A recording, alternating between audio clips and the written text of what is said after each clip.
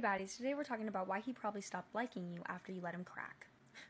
This is a hard one, but wipe those tears away because we are going to get into the psychology of a man's brain today, which is actually way more simple than you might think. I've been there, done that. I've let a man crack and then he didn't like me after, and I was like, wait, I gave you everything you wanted, like why don't you like me? And that was exactly the problem, because I gave him everything he wanted. In a woman's brain, I feel like it is very easy to think that if you give a man what he wants, which is letting you sleep with him, that he will like you more. And that makes sense to us, and that makes sense to him too, but he doesn't actually know what's going on in his brain. So we're going to get into why it seems like he doesn't like you anymore after you let him crack. So before he cracks, his brain is in chase mode.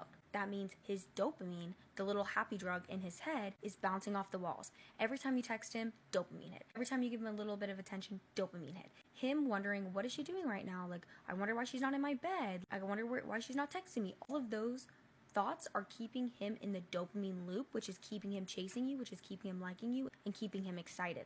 So when you actually let him crack too early on, when he's in the midst of the dopamine loop, his brain goes into one massive dopamine explosion, and right after that, he crashes. Bye-bye dopamine. His testosterone drops, his prolactin rises, and the reward signal shuts off. So that obsession that he had with you, or that liking that he had with you, literally can disappear because you let him crack too early in the midst of his dopamine loop. It's literally like eating cake before dinner. He ate the cake and then he's not hungry for dinner anymore. Like, you already gave him everything he wanted. It's opening a Christmas present before Christmas. He's not going to be excited on Christmas. So even to him, he might not understand why he stops liking you after this, but it's because the dopamine crash that he has in his head makes him feel like, wait, I don't feel the same as I did before this happened. I must not like her anymore. And it's not that he stopped liking you. His brain just moved on from chase mode to chill mode because he got the thing he wanted. Think about like a dog.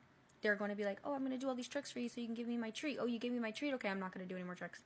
Thank you for my treat. I'm eating it now. So when you let him chase, you're feeding that dopamine loop. And the longer it runs, the more emotionally attached he gets.